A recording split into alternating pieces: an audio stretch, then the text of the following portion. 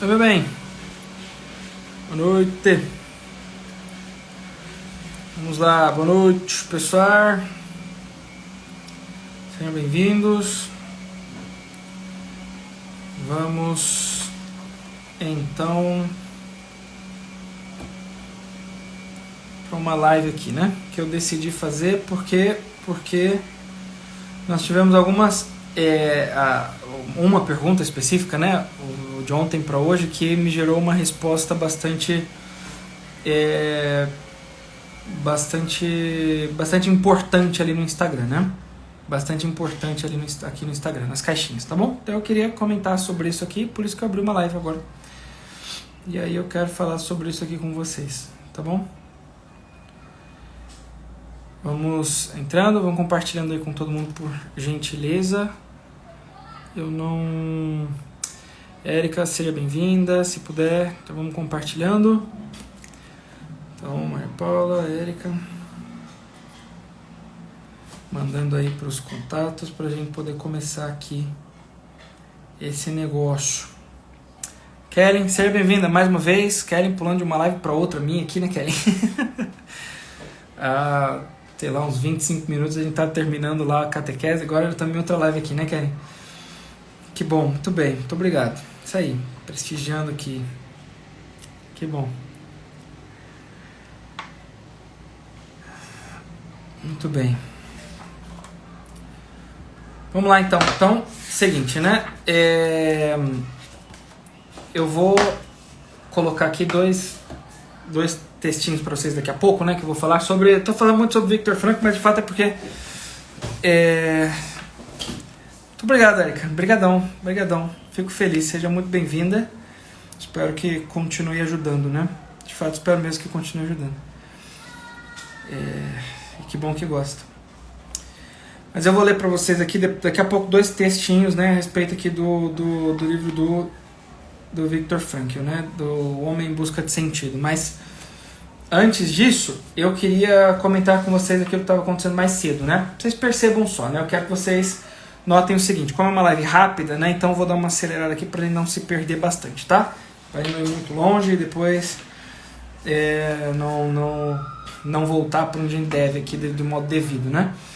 Então, é o seguinte, olha, quando a gente está vivendo a nossa própria vida, né? Presta atenção, quando a gente está vivendo a nossa própria vida, nós temos algo diante de nós ao qual nós precisamos dar certa atenção. Agora você imagina, né? Sei lá, tenta se colocar fora da tua própria vida e observar algo que você olha por fora, né? Vamos pensar aqui num livro bom que você tenha lido, né? Vamos pensar num bom filme que você tenha assistido, ou o que quer que seja, né? Essa semana também o pessoal falou de algum filme aqui, né? O Quarto de Guerra, ou você tem um outro também, né? Que é A Prova de Fogo. Enfim, então pensa num filme, num algo que você tenha assistido, um livro que você tenha lido, ou coisas do tipo, né? Quando nós vemos um bom livro, um bom filme, nós vemos uma história sendo bem contada, né? Isso, quando nós lemos um bom livro, nós temos uma história, ele é caracterizado como um bom livro, porque a história está sendo bem contada. Ok? Nós temos um começo, um meio, um fim de maneira coerente, né? Que são coerentemente apresentados, ou seja, aquelas coisas que são suscitadas no início, elas se concluem antes do fim, de algum modo. Você tem, né, de alguma forma, um final que você espera que ele chegue daquele modo, né? Para que você não se decepcione fortemente com aquele negócio, né? Enfim, que seja. De fato, nós temos ali uma espécie de apresentação biográfica. Uma vida está sendo contada para nós. Nós somos apresentados diante de uma boa biografia, diante de um bom filme, né, das potências humanas, possibilidades humanas, né, biologicamente falando, né, no itinerário de vida, né, sobre esse aspecto de um itinerário de vida, tá certo? Tudo bem, Jane? Seja bem-vinda. Estamos falando de um itinerário de vida, né? E quando nós olhamos para um itinerário de vida, nós pensamos no seguinte, olha, existem certas coisas que nós esperamos dessas pessoas que compõem o bom filme que nós estamos assistindo ou o bom livro que nós estamos lendo. Por quê? Porque estas coisas que nós esperamos desses determinados personagens compõem aquilo que é próprio da realidade da vida deles. E quando eles não fazem aquilo que a gente espera que eles façam, de alguma forma, né, algo que não corresponde com vamos dizer, o estado de vida deles, por assim dizer, a gente se decepciona com o personagem. A gente fala, o cara tá perdido, né? Tá agindo tudo errado. Ele tá... O que tá acontecendo, né? Ou seja, ele tá assumindo para a vida dele algo que não compõe a narrativa biográfica dele. Ok? Algo que não compõe a narrativa biográfica dele. Tá assumindo ali qualquer coisa que seja que tá aquém, tá fora da realidade. Por exemplo, quando a gente vê um filme em que, por exemplo, os personagens principais, sei lá, tem um casal lá com o personagem principal, e aí o marido, ele dá louca e ele resolve começar a trair a esposa e etc. E tal. Você olha porque você fica indignado. Mas por que esse cara tá fazendo isso, meu Deus do céu? Né? Quando a gente olha para essa realidade, a gente fica indignado por quê? Porque quando a gente olha para isso, a gente vê uma espécie de virar as costas para aquilo que é próprio da vida dele. Nós esperamos o que de um bom marido? Que ele seja responsável pela sua esposa, pelos seus filhos, tá certo? E que ele, naturalmente, né, rejeite aquilo que ferirá, né, ou que feriria de alguma forma o seu estado de vida, aquilo que é próprio do seu estado de vida, né? Então a gente fica indignado quando um marido, em um determinado filme, olha porque fala, meu Deus do céu, tá fazendo a maior cagada da tua vida, maluco, sai dessa, né? Sai dessa. Me veio a imagem de alguns filmes na cabeça, mas eu não me recordo o nome dos filmes, enfim, não importa tanto, né? Tem um com o Bradley Cooper e a Scarlett Johansson, que eles são os amantes, né? E o Bradley Cooper tem uma esposa e etc. Você vê o modo como a coisa começa entre ele e a Scarlett Johansson, né? Assim, né? Nos poucos, são pequenos detalhes, pequenas atenções, etc. Quando vê, ele cedeu a coisa e já desandou tudo de vez, né?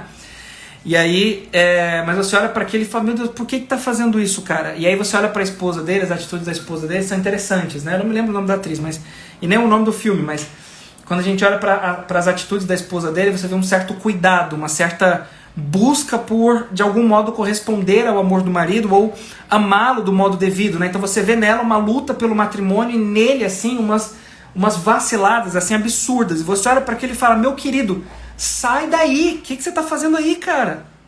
O que você está fazendo aí? Né? Por que eu estou falando tudo isso? Porque, veja bem, né? O Viktor Frankl, ele tem uma frase, né, que é a que eu separei aqui para ler para vocês, em que ele diz o seguinte, né? Na realidade, não importa, né, que não esperemos nada da vida, senão que a vida espere algo de nós. Ou seja, não somos nós quem devemos esperar algo da vida, é a vida quem deve esperar algo de nós, né? Existe um erro muito comum em nós querermos questionar a vida, para onde ela está indo, e querer como que uma resposta daquilo que é externo a nós, né? Para além olhar para as nossas circunstâncias e querer que elas correspondam a algo que nós desejamos de algum modo, né? Mas não é assim que as coisas funcionam. Essa indignação é gerada em nós quando nós vemos essa realidade. Por quê? Porque é a vida quem nos interpela. São as nossas circunstâncias quem dizem para nós aquilo que nós devemos, o que é que nós devemos responder, a que nós devemos responder.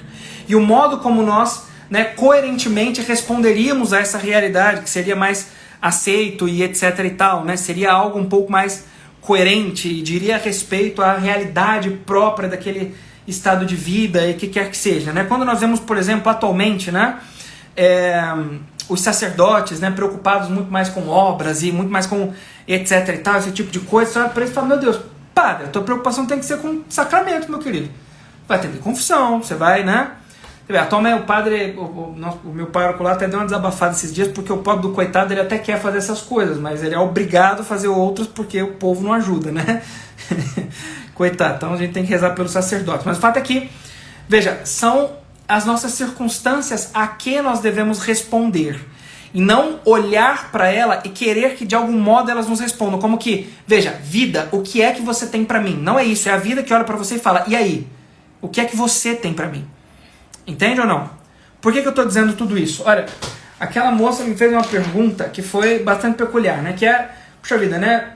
Um amigo aqui me perguntou e tal, e depois uma outra até respondeu, pois é, o meu marido estava lá cuidando, né, e agora nós estamos em crise. O que isso tudo significa? A que tudo isso diz respeito? Deem atenção a isso. Veja, dê atenção a isso aqui, hein? Né? Na nossa geração, por exemplo, né, quando as crianças, os jovens, os adolescentes, etc., eles ganham videogames, por exemplo, né, recebem videogames, começam a jogar videogames, o que quer que seja, né, eles passam a, de alguma forma, né, sobretudo aqueles os mais nerds mesmo, né, começam a jogar aquele negócio e aquilo começa a se transformar meio que na vida deles, né? A vida deles passa a ser composta por uma realidade virtual. E a vida real mesmo, de algum modo, passa a ser esquecida, de certo modo, né? Em certo sentido. Então o sujeito passa a viver a sua própria vida pautada naquilo que o jogo lhe apresenta. Ele não é mais como que ele mesmo, né? Dotado de um ser, de uma individualidade, de uma pessoalidade irrepetível. Mas ele é aquele personagem daquele jogo e etc. Né? E ele fala do que ele faz no jogo, de como aquele personagem age, reage e etc. e tal. Presta atenção, essa é uma experiência que nós de algum modo experimentamos, né? Então, eu falei do sujeito do videogame, mas isso também é vivido naquelas famosas fofoqueiras, né? Que tem o vício da fofoca, né? Isso também é experimentado por essas pessoas. Quando nós tiramos o foco, tiramos a atenção da nossa vida, né? Tiramos a nossa atenção da nossa própria vida, das nossas próprias circunstâncias e colocamos na vida de outros, as circunstâncias de outros, a nossa vida passa como que absorver aquela realidade contida na vida do outro. Passa a absorver aquilo que é próprio da vida do outro de alguma forma, percebe? Então você vê lá a vida das fofoqueiras, né, de plantão, que ficam lá sentadas no banquinho na rua, falando de todo mundo que passa. De alguma forma elas absorvem aquilo. A tal ponto que, quando você vai conversar com uma pessoa dessa, ela não tem conteúdo. Você não tem assunto para falar dessa pessoa, porque tudo que ela vai falar é a respeito daquela pessoa que fez isso e aquilo e etc e tal. Mas e a vida dela? Você não consegue nem partilhar da intimidade dela, porque a intimidade dela é o outro de algum modo, entende? Porque ela está focada na vida do outro. Pega esse princípio e olha agora para o cara lá que vai cuidar, né, da mocinha que trabalha com ele e está passando por problemas, né, da amiga que recebe ali o amigo que, eu não sou valorizado no meu matrimônio e etc e tal. Presta atenção. De alguma forma, ao longo do tempo, isso faz com que, necessariamente, você passe a absorver aquilo que é próprio da vida do outro, né? Então, a moça passa a absorver os afetos, os sentimentos, o modo de vida da outra pessoa. Veja, lembra aí do período da adolescência, né? Quem nunca no período da adolescência, por exemplo, né, tinha lá uma amiga que estava apaixonada por um carinha e começou a namorar com ele, e aí, por você ser a melhor amiga dele, né? Então ela partilhava com você a respeito do menino e etc e tal, e você ficava indignado, tipo, ela não valoriza o cara, ou ele não valoriza, ele é um idiota, ela é uma idiota, e o que quer que seja, e tudo mais, e quando você para pra pensar e olhar pra coisa assim com um pouco mais de seriedade, puxa vida, parece que você que tá apaixonado pelo cara, né? Parece que você, de algum modo, absorveu aquilo ali, né? Veja, conforme o foco da nossa vida está voltado, e aí começa, é isso mesmo, meu bem, conforme nós começamos a voltar a nossa atenção para a vida do outro, nós absorvemos de uma forma que nós começamos a, de alguma forma, viver a vida do outro. Começamos a viver a vida do outro. Tá certo? Começamos a viver a vida do outro. E se a gente não leva em consideração que são as nossas circunstâncias e a vida quem deve nos interpelar, nós vamos nos esquecer de quê? Nós vamos nos esquecer de quê? Aquilo a que eu devo dar atenção e parar de achar que eu devo ser o super-herói que vou ajudar todo mundo, eu preciso cuidar da minha vida, eu preciso cuidar da minha família, eu preciso cuidar dos meus filhos, eu preciso cuidar das crianças que estão aqui na minha casa, né? Eu preciso cuidar aqui das minhas meninas que estão crescendo, eu preciso cuidar da minha esposa que precisa de mim, precisa da minha presença, precisa da minha ajuda, eu preciso cuidar das pessoas aqui que estão à minha volta, eu preciso dar conta de ajudar o meu lar, a minha família a crescer espiritualmente, intelectualmente, moralmente. Eu preciso dar conta de botar ordem na minha casa. E se eu não dou conta de estar fazendo isso, como é que eu quero, pelo amor de Deus, fazer isso na vida do outro? A única coisa que você será capaz de fazer é absorver a vida do outro, passar a vivê-la e se colocar numa posição de risco absoluto. Percebe ou não? Dá para perceber ou não? Você se colocará necessariamente numa situação de risco. Veja, estabelecidos os princípios, não é difícil de enxergar que a moça necessariamente se coloca numa possível, né, numa situação de possível adultério. Percebe ou não? Ficar dando, né, dando conselho para pessoa casada, gente, o que é isso? Né? Se metendo no matrimônio, tipo, existe um limite na partilha, percebe? Existe um limite na partilha. Eu não quero saber. do teu marido, entende ou não? E a moça, eu não quero saber da tua esposa, né? Você vai tratar disso lá com o teu diretor espiritual, você vai conversar isso aí com ela, eu não posso te aconselhar sobre isso, é melhor a gente não conversar sobre esse assunto. Isso gera uma intimidade que é desnecessária e que é perigosa, né? Para pessoas que são amigas ali, né? É o mal do respeito humano, sem dúvida alguma. Né?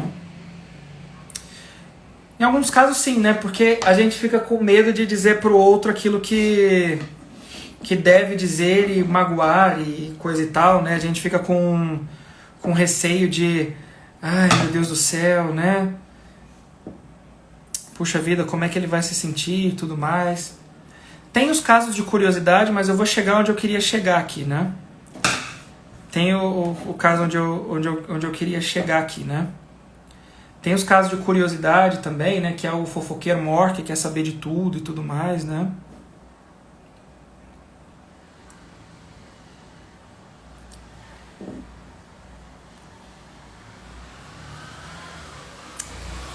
Então, aqui a gente, dentro de um aconselhamento matrimonial de mãe para filha, a gente incorre num risco. Isso se enquadra também. Por quê? Porque, veja bem, a filha vai partilhar com a mãe no problema, o problema ali dentro do matrimônio, né? Veja, a gente precisa, de verdade assim, a gente precisa privar os nossos pais, tá certo? A gente precisa de privar os nossos pais de ouvir-nos falar sobre problemas do nosso matrimônio. Por quê? Com os nossos pais, nós necessariamente estamos colocando para eles coisas, tá certo? Em relação ao nosso matrimônio, para aquelas pessoas que nos amam de uma maneira única na vida, tá? São os nossos pais, hein? Atenção. Eles vão absorver aqueles sentimentos de uma forma que pode gerar um desconforto em relação ao cônjuge, ok? Situações complicadas em relação ao cônjuge. Não vou dizer que vai tratar mal, que vai, né? Mas pode-se criar aquilo que atualmente o pessoal chama de ranço, né? Afetos ruins em relação ao cônjuge, por quê? De tanto ouvir falar mal, do quanto ele deixa a desejar, do quanto ele, né, não cumpre os deveres que ele deveria cumprir, o que ele deveria fazer e etc., faz com que, para a mãe, sobretudo, né, fica um tanto quanto desconfortável em relação ao cônjuge. Isso é um problema. Tem inclusive um conto nos livros coloridos, né, chamado A Leste do Sol e a Oeste da Lua. Não, é isso, A Leste do Sol e a Oeste da Lua, né? O sujeito se casa com a moça, é muito bonito esse conto, né? E aí ele fala pra ela que ela não deve partilhar, contar sobre ele, né, sobre o trato que eles fizeram, pra mãe, do modo como eles vivem. Quando ela conta, ele se mostra transformado num monstro e desaparece. Porque tinha uma maldição e etc e tal. O que é isso, né? Dizer respeito a ficar partilhando ali as dificuldades do matrimônio com a mãe, sobretudo, né? Então, porque coloca afetos ruins na coisa e tudo mais. Enfim, tem toda uma complicação aqui, né? Então, de fato, Kelly exige uma maturidade, sem dúvida alguma exige uma maturidade, né? E é justamente o que eu quero para vocês aqui, entende? É isso que eu tô tentando mostrar aqui, né? É isso que eu tô tentando aqui, entendeu?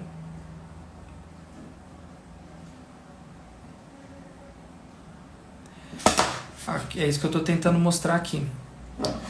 Então, o princípio a partilha é com necessariamente sempre ali um diretor espiritual, porque os pais eles vão sempre absorver a coisa de um modo ruim.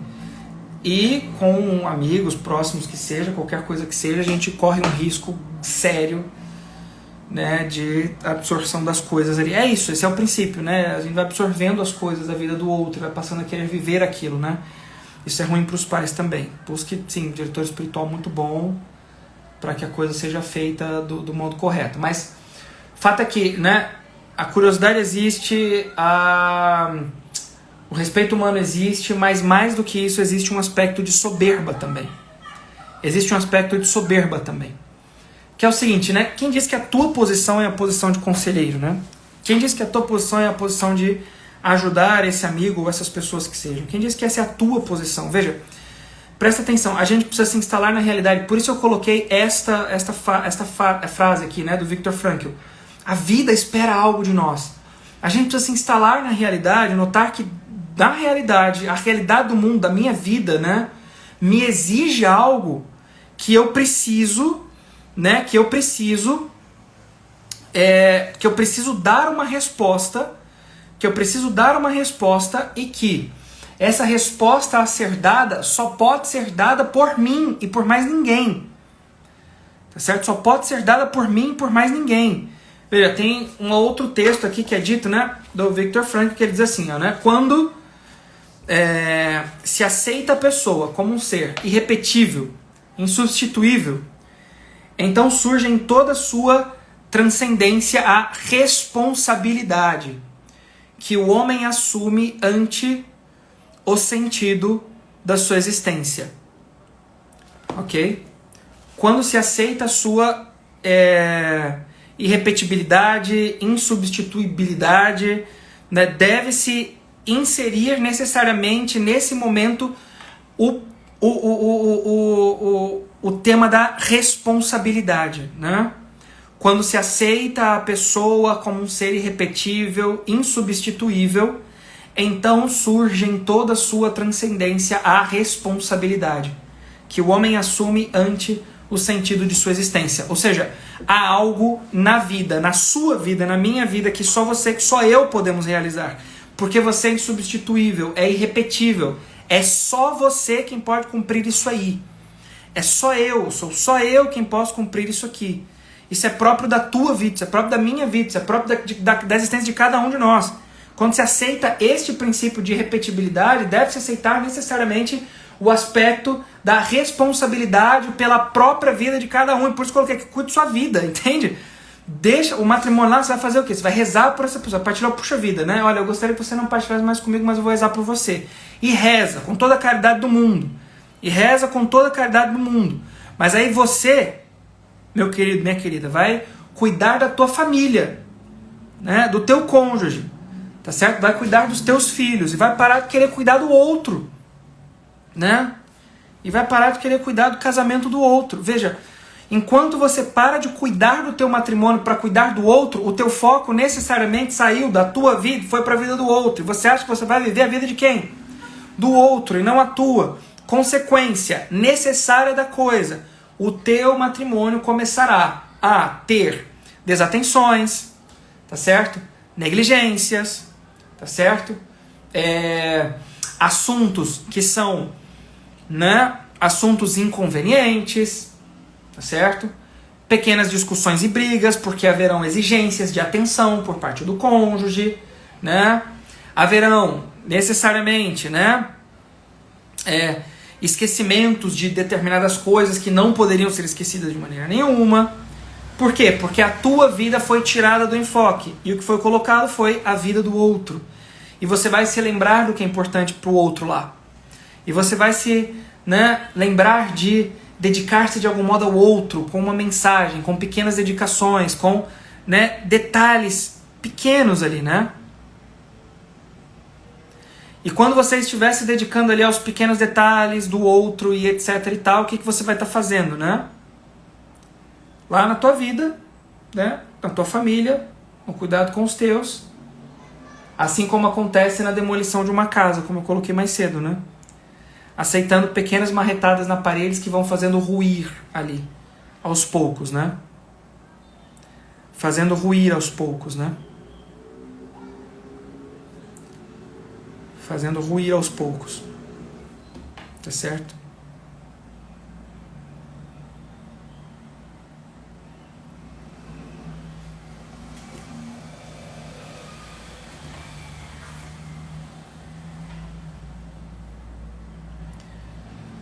Fazendo ruir aos poucos, né?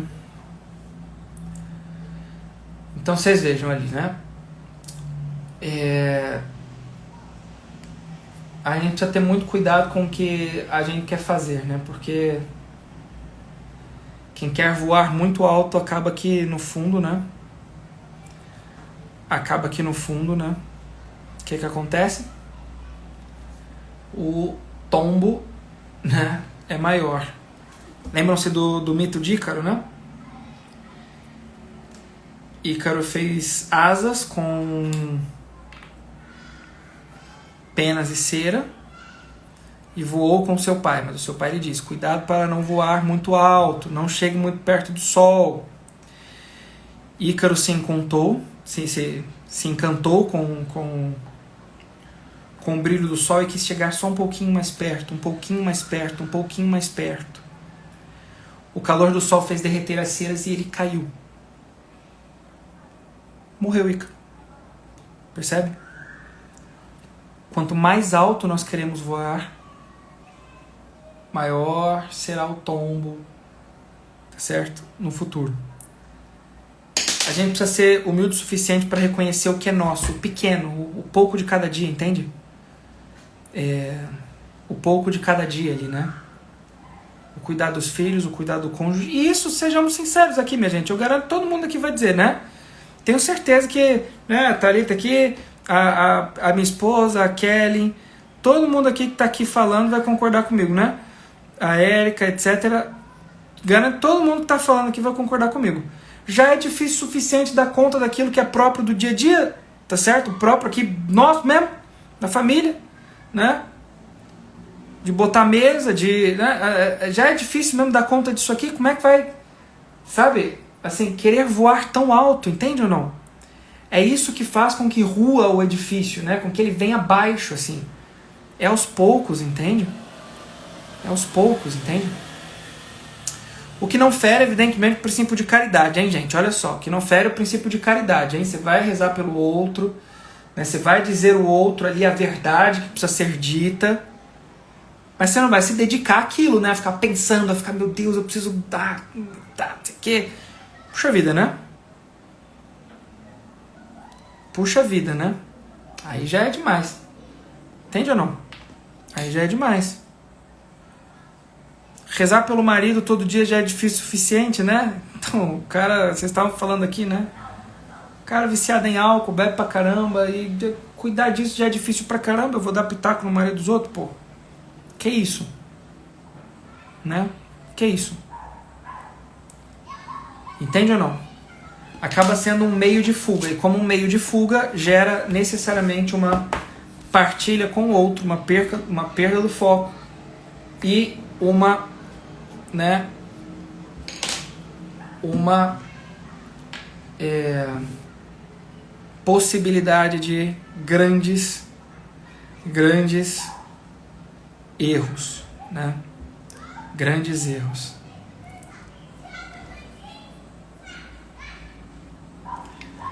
Viu só, Kelly? É isso aí, né?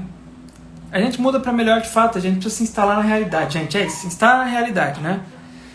Veja, o ponto é esse. O que eu quero aqui, o que eu tenho que falar todos os dias, o que eu quero continuar falando aqui, o que eu vou continuar trabalhando aqui é isso. Instalar-se na realidade, ser responsável por aquilo que é teu, que é próprio da tua vida e agir livremente em relação àquilo que exige de ti, aquilo que só você pode fazer. Entende ou não? Aquilo que só você pode fazer. Precisa cuidar da tua vida. E cuidar da tua vida não é ser egoísta. É cuidar de tudo aquilo que a vida olha para você e fala: e aí, meu querido? O que me diz? Entende ou não? O que me diz? Né? Teu cônjuge está aqui, o que me diz? Teus filhos estão aqui, o que me diz? Teu trabalho está aqui, o que me diz? O banheiro está aqui, o que me diz? Né? Então, a mesa está aqui, o que me diz? O chefe está aqui, o que me diz? As leituras estão aqui, o que me diz? Os estudos estão aqui, o que me diz? A louça está aqui, o que me diz? A cama por fazer está aqui, o que me diz? Entende ou não? E a gente rolando o feed do Instagram para botar na caixinha de pergunta que conselho que eu dou para um homem casado que está frustrado porque não é valorizado. Vá. Pô. Né?